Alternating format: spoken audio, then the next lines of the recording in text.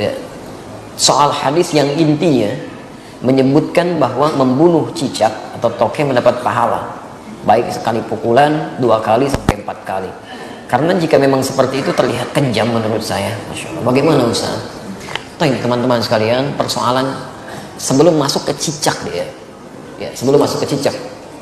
Ada di hadis Muslim nomor hadis 2238 riwayat Sa'ad bin Abi Waqqas, termasuk nanti di Al-Bukhari nomor hadis 3359 riwayatnya Ummu Syuraik.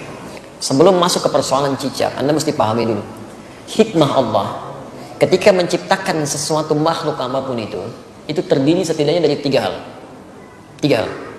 Yang pertama, ada ujian kemaslahatan.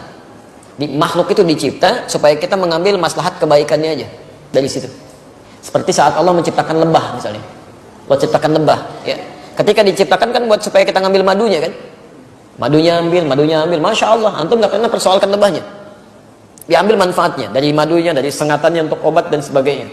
Di hewan ini, ketika diciptakan oleh Allah Subhanahu Wa Taala, memang penciptaannya adalah ujian maslahat untuk kita, supaya kita mendapatkan maslahat dari situ. Setiap antum ambil niat karena Allah, ada pahala di situ, dan lebah menunaikan tugasnya sesuai dengan izin Allah Subhanahu Wa Taala dan perintahnya. Kedua, ada sebagian yang diciptakan oleh Allah Subhanahu Wa Taala sebagai ujian yang menghadirkan madarat di situ, supaya kita mengetahui ada keburukan yang harus kita hindari. Ada keburukan yang harus kita hindari. Misal, nyamuk diciptakan oleh Allah Subhanahu Wa Taala. Ketika diciptakan oleh Allah, mohon maaf, untuk menunjukkan bahwa ada lingkungan yang kotor di situ, yang tidak bagus. Ada penyakit yang harus dihindari. Makanya ketika dia ditunjukkan oleh Allah, dia muncul fitrahnya, dia memang mesti, misal dieksekusi, dibunuh kan. Kenapa dia mesti dibunuh? Karena di lingkungan itu ada yang kotor, plus dia pun membawa kotoran yang mungkin bisa berpindah satu dengan yang lainnya.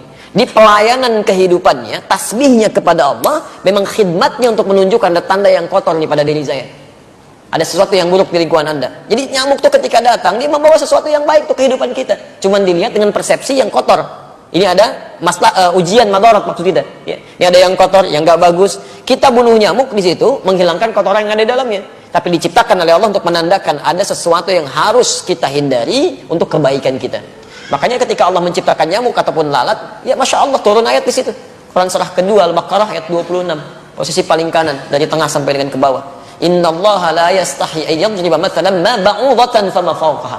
Allah itu enggak pernah punya rasa malu kalaupun harus membuat perumpamaan dengan menciptakan nyamuk, karena di balik itu pasti ada kebaikan maslahat untuk kita. Jadi kenapa antum nggak pernah tanyakan? Kenapa nggak tega membunuh nyamuk? Kenapa nggak mengatakan kejam membunuh nyamuk? Jadi kan? Jadi persoalannya bukan bunuh atau tidak bunuh, itu ada ujian bagi kita yang menampilkan madarat di situ yang harus kita kemudian hilangkan. Kalau Allah nggak tampakkan, maka bahaya untuk kehidupan kita. Termasuk cicak. Cicak masuk pada ujian madarat di samping ujian keimanan. Ya, ada madarat. Bukankah ketika cicak datang menandakan bahwa banyak kotoran yang ada di situ? Ada bakteri E. coli yang dia bawa, ada kotoran-kotoran yang ada di sekitarnya. Yang dimakannya pun yang kotor juga. Apa makanan cicak? Nyamuk. Jadi ini menandakan bahwa ketika cicak hadir itu dia diciptakan oleh Allah, bukan diciptakan untuk dibunuh, diciptakan untuk menandakan ada madarat di sekitaran itu dengan kotoran-kotoran. Makanya diciptakan oleh Allah untuk menunjukkan ada yang kotor, ada yang gak bagus, termasuk dirinya sendiri. Maka Nabi menyampaikan riwayat Sa'ad bin Abi Waqqas, ya, qala anna Nabiy sallallahu alaihi wasallam, bahwa Nabi sallallahu alaihi wasallam amara qatlal waza', memerintahkan untuk membunuh cicak. Membunuh cicak, dan ada pahala di situ. Bunuhnya cicak itu seperti kita membunuh nyamuk, untuk menunjukkan ada kotoran-kotoran di situ yang hikmahnya harus kita jauhkan. Memang diciptakan dia untuk menunjukkan itu, dan harus dibunuh dia. Harus dibunuh. Ketika Anda bunuh itu bukan cuma ada pahala di situ, tapi menghilangkan keburukan-keburukan yang mungkin muncul. Termasuk di situ mengusir keadaan-keadaan jin, karena jin senang di tempat yang kotor. Makanya saya bisa katakan kalau ada cicak tuh beberapa tempat, itu jin biasanya ada juga di situ. Karena senang di tempat-tempat yang kotor. Ya, senang di tempat-tempat yang kotor. Jelas di sini? Wasanna bi fuwaisiqa, dan Nabi menyebutnya dengan hewan fasik kecil. Hewan fasik kecil. Selain membawa kotoran, dia pernah juga meniup-niup api yang sedang membakar Nabi Ibrahim supaya semakin menyala. Ya, diharapkan menjadi dingin dan teduh, ini malah ditiup-tiup oleh hewan ini. Makanya ketika Anda membunuhnya, bukan cuma menghilangkan kotoran, tapi plus ada pahala di situ. Pahalanya di situ dengan sekali pukul ada 100 kebaikan, kan? Berdasarkan hadis riwayat Al-Bukhari dari Ummu Syuraik nomor hadis 3359. Dan terbunuhnya cicak itu menghadirkan bagusnya kebaikan-kebaikan dengan menghilangkan kotoran yang ada di dalamnya. Jelas di sini ya? Di antum pahami dulu ini hikmahnya. Kalau nggak paham hikmahnya, Masya Allah nanti muncul macam-macam. Wah ini kan melanggar hak asasi kehewanan saya kan. Masya Allah, ada macam-macam lah. Nyamuk kan tuh nggak bilang gitu. Nyamuk kan sama aja. Kenapa nggak bilang antum nyamuk kejam? Yang membunuh nyamuk kejam, bunuh lalat kejam dan sebagainya. Kalau di nyamuk ada kotoran, cicak juga ada kotoran.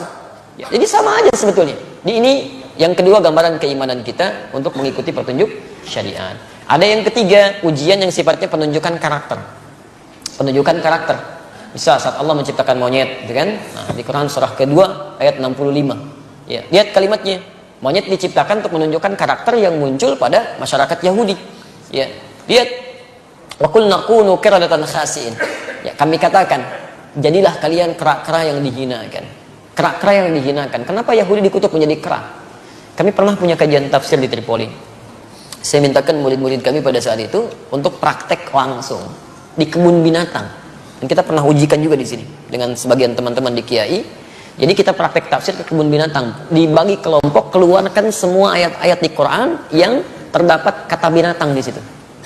Ada monyet, ada misalnya maaf unta, ada gajah, ada macam-macam. Terus kita bikin kelompok.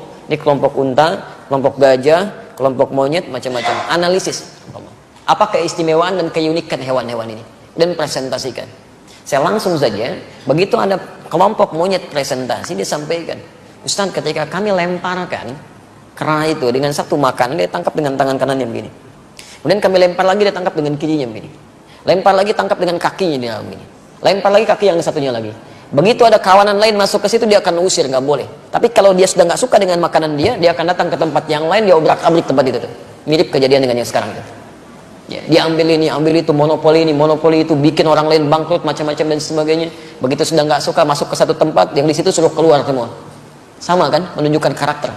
Ya, menunjukkan satu karakter. Makanya ketika antum keluarkan di Quran tuh nggak mungkin, nggak ada yang kosong dari faidah. Pasti ada kebaikan-kebaikan yang mungkin bisa kita dapatkan. Ya, sama semua yang di laut, yang di atas itu semua bertasbih pada Allah Subhanahu Wa Taala. Hewan yang di darat, hewan yang di laut, ikan. Sebutkan jenis-jenis ikan, ya kan? Masya Allah, ikannya banyak tuh. Antum bisa sebutkan sekali. Kenapa antum senyum? Ini macam-macam ya. Mana yang aneh aja. Jangan ingat yang nggak betul lah ya. Kasihan anak itu. Namanya Ahsan, orang Semarang. Itu punya masalah dia, ya. Punya masalah di lisannya. Jangan dicela, kasihan. Ya, punya masalah di lisannya. Kita harus doakan pada Allah Subhanahu Wa Taala. Dan kalau menemukan kesalahan dalam sesuatu hal, untuk anak khususnya dalam pendidikan di Quran, di Sunnah, itu jangan minta diulang. Jelaskan kesalahannya. Man ra'a minkum munkaran falyughayyir bi yadihi aw bi lisani. Jadi kalau anak salah misalnya, coba sebutkan jenis-jenis nama ikan. Ikan paus. Bukan ya, itu bukan paus. Kalau kamu sebutkan paus, itu tuh paus tuh paus, kan? Nah, ikan tuh harusnya paus. Paus. Seketika sampaikan, bukan paus ya, paus. Maka dia mulai berkata, oh iya, paus. Langsung benarkan. Ya jangan minta diulang. Ulangi. Bagaimana? Kita tidak berbicara yang lain ya, ini dalam konteks ini tidak terkait dengan masalah-masalah yang muncul ya. Antum jangan pancing-pancing pertanyaan yang membuat resah nanti. Besok-besoknya jadi tersangkal ya kan.